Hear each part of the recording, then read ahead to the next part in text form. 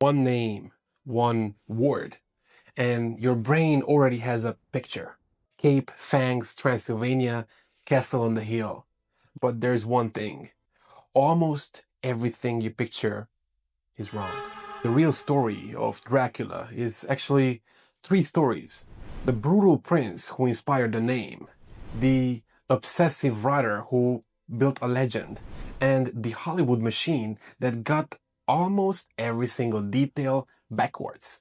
This is the Dracula series, three layers of a legend that has been twisted and sold back to you for over 100 years. By the end, you will never look at the name the same way again. Echoes obscura. The dark has a story, and I tell it. The real Vlad. Facts they never teach you. His name became the most famous vampire in history. But the real man behind it was something far more complicated than a monster. Let's start with what most people get wrong.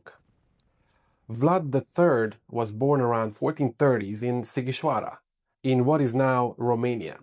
His father belonged to a group called the Order of the Dragon. That sounds good. But this was actually a Christian military order created to defend Europe against the Ottoman Empire. That earned his father the name Dracul, meaning dragon. So Vlad became Dracula, son of dragon. No dark magic, no curse, just a family title. And here's the first big fact. Vlad was not from Transylvania. He ruled a region called Wallachia, which sits south of Transylvania. Completely different place. Transylvania actually belonged to Hungary during most of his life. Vlad had almost nothing to do with it. Now, his childhood explains everything about who he became. When Vlad was about 12, his father handed him and his younger brother over to the Ottoman Empire as political hostages. They lived as prisoners for roughly 6 years. A 12-year-old boy held as leverage, surrounded by people who could end him at any moment. He became completely changed. When he took power, he ruled with total force. His signature was impalement, placing enemies on wooden stakes as a warning. At one point, the Ottoman Sultan Mehmed II, the man who conquered Constantinople, marched towards Vlad's capital with a massive army. And what he found was a field of over 20,000 impaled bodies outside the walls. Mehmed turned around and went home. Vlad won without firing a single arrow. He was brutal, but he was also deeply religious, funded monasteries, and was seen by many of his own people as a protector. Romanian folklore doesn't always paint him as a villain. His body was never found after his final battle. And centuries later, a writer in London picked up his name and changed everything. This man was more fascinating than the myth. How Bram Stoker actually wrote Dracula. Bram Stoker, the writer of Dracula, never visited Transylvania, never visited Romania at all. He wrote the most famous vampire novel in history almost entirely from a library in London. Stoker was an Irish writer from Dublin in 1847.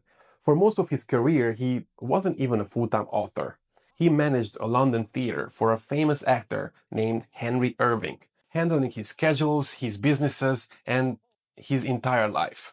Irving was demanding, magnetic, and self-centered. He never once acknowledged Stoker's creative work. Some historians believe that the tension quietly shaped Dracula himself. Powerful, controlling, someone who pulls people in and drains them completely. Stoker began working on the novel around 1890. He spent 7 years on it, not by traveling, but reading obsessively in the British Museum. One of the books he found was written by a British diplomat who had served in Eastern Europe. In that book was a brief mention of the Wallachian ruler called Dracula, with a note that the word meant devil in the local language. One footnote. That's it. At the time, Stoker's vampire had a completely different name, Count Vampir. Dracula was more interesting, more mysterious. He made the switch. He chose Transylvania not because of Vlad, but because it sounded foreign and unknown to his English readers. The castle was invented from library maps. He never saw it. When Dracula was published in 1897, it wasn't an instant hit. Critics were mixed. It sold reasonably well, but nothing more. Stoker passed in 1912, 15 years after the publication. He never saw his book become one of the most influential stories ever written. The legend he built from a footnote and 7 years of quiet work outlived everything. Everything the movies keep getting wrong. Over 100 Dracula films have been made. Almost all of them repeat the same mistakes. Some are small, some completely erase the real history. Let's go through them. First, Transylvania. Every film plants Dracula firmly in Transylvania, but the real Vlad ruled Wallachia, south of Transylvania. Stoker, the writer, picked Transylvania purely for atmosphere. Every film since has just kept copying that choice without a question. Second, the Brown Castle. This castle in Romania is marketed as Dracula's castle. Millions visit every year. And the problem? Vlad spent approximately 3 nights here. Ever. It was never his home. His actual fortress, Poenari, sits crumbling on a cliff that most tourists never visit. It doesn't look like what people expect. So Brunnkessel gets the brand deal instead. Third, the accent. That slow, dramatic Eastern European accent every actor uses. That came entirely from Bela Lugosi's 1931 performance. Lugosi was Hungarian. He was just speaking naturally.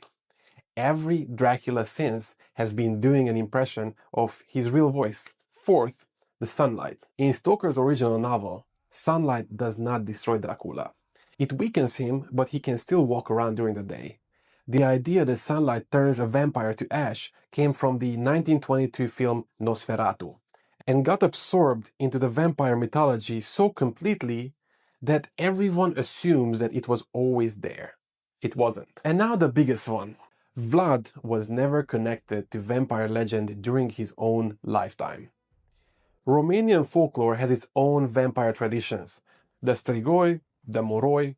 Vlad III had nothing to do with them.